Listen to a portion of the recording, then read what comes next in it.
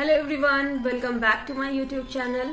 ये video beginners के लिए है जो गवर्नमेंट जॉब की तैयारी करना चाहते हैं लेकिन उनके पास कोई आइडिया नहीं है किस तरीके से इसकी तैयारी करें, क्या सिलेबस है, कैसे गवर्नमेंट सेक्टर में आए नौकरी पाने के लिए। तो आज इस वीडियो में मैं आपको यही बताऊंगी और ये ज्यादा लंबी वीडियो नहीं होगी, छोटी सी वीडियो होगी। इसमें मैं आपके सारे डाउट्स क्लियर करूंगी कि कैसे गवर्नमेंट जॉब में, गवर्नमेंट सेक्टर में अगर आप आना चाहते हैं तो किस तरीके से तैयारी करें। देखिए, सबसे पहले तो जिस भी सेक्टर में जाना है, बैंकिंग, एसएससी, रेलवे, डिफेंस और जिस भी सेक्टर में जाना है उसके सिलेबस को पूरी तरीके से आप गो थ्रू करें एक बार, क्या है, क्या आता है, नहीं आता है, और उसके बाद अपने कैपेबिलिटी से उसको मैच करें कि आपका क्या लेवल है। जैसे यूपीएससी है तो बहुत लोग यूपीएससी के लेवल के नहीं होते हैं, तो ये आपको अपना लेवल मैच करना होगा। सबसे पहले आप पूरी एनालिसिस करें कि आप एनालिसिस कीजिए और फिर टाइम लीजिए, 1 दिन लीजिए, 2 दिन लीजिए, आप टाइम लीजिए और डिसाइड कीजिए कि आपके लिए कौन सा सेक्टर आपको बेहतर लग रहा है। उस सेक्टर की जब आप तय कर लेंगे, डिसाइड करने के बाद आप फुल फ्लेज से उसी सेक्टर की तैयारी कीजिए। आप जो भी सेक्टर डिसाइड कर रहे हैं उस पर पूरा स्टिक रहिए जिससे आप पूरी डिटर्मिनेशन के साथ आप उसकी तैयारी कर सकें। दूसरी बात, फोकस किसी भी एक सेक्टर पे होना चाहिए। जैसे बहुत सारे स्टूडेंट 2-2 सेक्टर या 3-3 सेक्टर चूज करके उसकी तैयारी करते हैं। देखिए, ये गलत नहीं है, लेकिन बात ये है कि अगर लोग एक काम करे ना तो वो ज्यादा फोकस और ज्यादा डिटर्मिनेशन के साथ कर सकता है, लेकिन 2 नाव पे सवार होने से ज्यादा चांस होता है डूबने का। तो बेहतर है कि एक पे स्टिक रहिए, एक को चूज कीजिए, उस पे फोकस रहिए, पूरे डिटर्मिनेशन के साथ, पूरे लगन के साथ उसी की तैयारी कीजिए और उसी पे मेहनत कीजिए। तीसरी बात, प्रॉपर एंड सफिशिएंट रिवीजन की बहुत जरूरत है। जो भी आप सिलेबस पे, सबसे पहले क्या करो, जितने भी सिलेबस में जो कुछ भी है उसको एक कॉपी में नोट डाउन करो, उसका नोट्स तैयार करो और जो कुछ भी उसमें उस एग्जाम में पूछा जाता है ना, उस सब को एक बार पढ़ जाओ। उसके बाद उसे जब उसका नोट्स बना लेना ना, तो उसको कंटिन्यू रिवीजन करना, क्योंकि कंटिन्यूअस रिवीजन बहुत जरूरी होता है और गवर्नमेंट जॉब में कंटिन्यूटी मांगता है। जरूरी होता है कि आप सही तरीके से और रेगुलर बेसिस पे आप रिवीजन करें, तो उससे आपको हमेशा याद होते रहेगा और एक समय आएगा जब आपको सब चीज जो भी पूछा जाता है उसमें वो सब आपको याद हो जाएगा। दूसरी बात कि जब आप तैयारी करें तो आप हर टीयर की तैयारी करें। जैसे बैंकिंग में क्लर्क में 2 लेवल होता है, प्री और मेंस, और पीओ में 3 लेवल होता है, क्लर्क, प्री, मेंस और इंटरव्यू। तो इंटरव्यू तो बाद में, लेकिन जितने भी रिटन एग्जाम होते हैं ना, उन सब की आप एक साथ तैयारी करें और इंटरव्यू को भी अगर थोड़ा थोड़ा कैरी करते रहे साथ में तो वो ज्यादा बेहतर रहता है। अगर हम सिर्फ प्री पे अटके रहे ना तो फिर सोचे मेंस का, प्री का रिजल्ट आएगा तो मेंस की तैयारी करेंगे, तो ये सही तरीका नहीं होता है। जहां तक मैं समझी हूँ, प्री और मेंस दोनों की तैयारी साथ में करना होता है। इससे अगर हम हाई लेवल की तैयारी करेंगे तो नीचे वाले लेवल की तो ऑटोमेटिक तैयारी हो जाएगी, और ऊपर वाले की भी जब हम मेंस लेवल की भी तैयारी करते रहेंगे तो कहीं ना कहीं प्री भी क्लियर हो जाएगा और मेंस के लिए भी मेरे मेंस पे भी मेरा कमांड रहेगा, थोड़ा बहुत मेरा उस पे भी कमांड रहेगा, तो मुझे आगे जाकर उतना मेहनत नहीं करना होगा। मैं साथ में जब कैरी करूंगी दोनों चीज को, तो इम्पोर्टेंट है कि प्री मेंस सारे टीयर का, जो सारे लेवल के एग्जाम्स होते हैं उसको एक साथ कैरी करना, लेकिन हाँ, वेटेज देना है। वेटेज दोनों लेवल का या 3 लेवल है उसको जरूरत के हिसाब से देना है। अगर प्री का एग्जाम है तो थोड़ा ज्यादा प्री पढ़ेंगे और मेंस कम पढ़ेंगे, अगर मेंस का एग्जाम है तो ज्यादा मेंस पढ़ेंगे, लेकिन साथ में दोनों को लेते हुए चलना।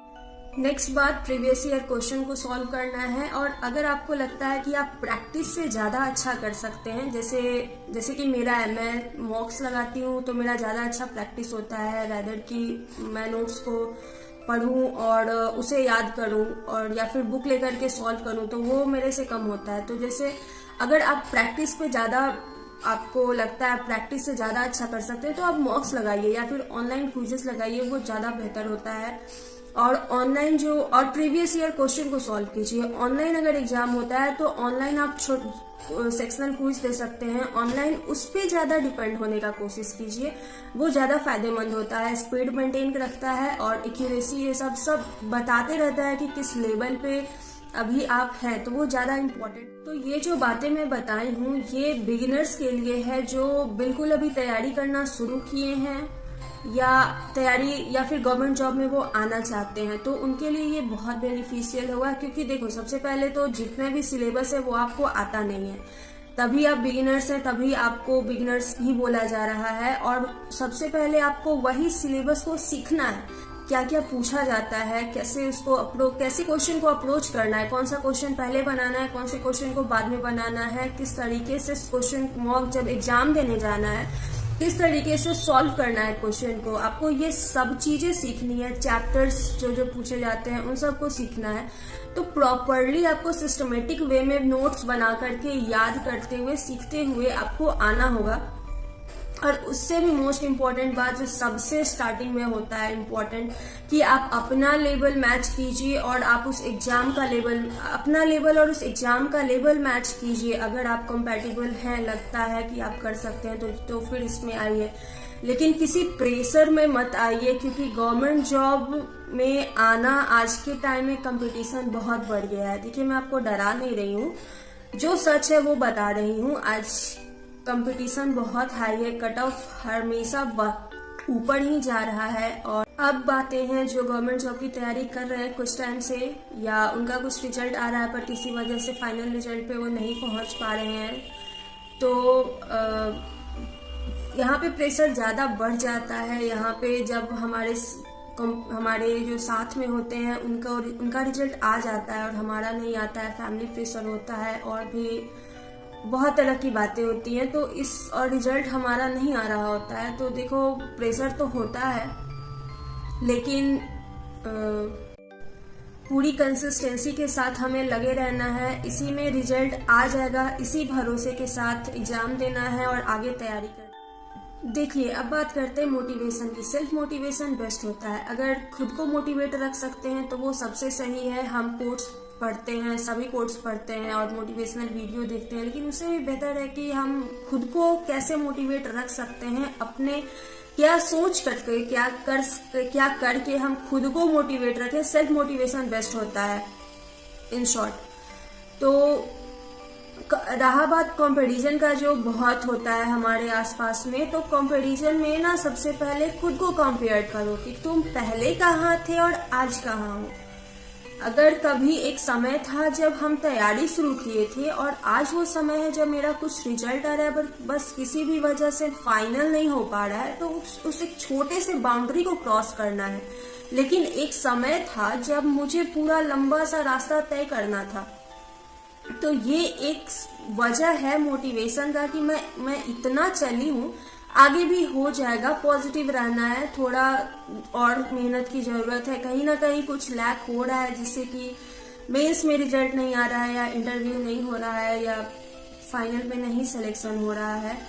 तो इस कारण से सेल्फ मोटिवेशन ढूंढो और कंपैरिजन पहले खुद से करो, फिर अगर हो तो बाद वाले से करो, नहीं तो पहले खुद कंपैरिजन। बिलीव करो कि हाँ, हम कर सकते हैं, मेरा भी रिजल्ट आएगा फाइनली और मेरा भी सिलेक्शन होगा। ये सबसे बेस्ट मोटिवेशन होता है, ऑप्टिमिस्टिक रहना।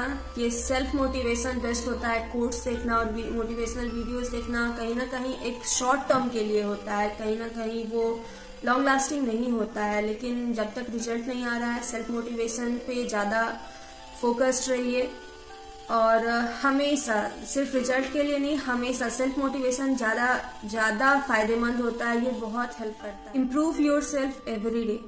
सो इसी के साथ मैं अपना वीडियो ख़त्म करती हूँ और all the best to everyone. और पॉजिटिव रहना है, बिलीव करना है कि हाँ, रिजल्ट आ जाएगा, एक ना एक दिन तो आ जाएगा।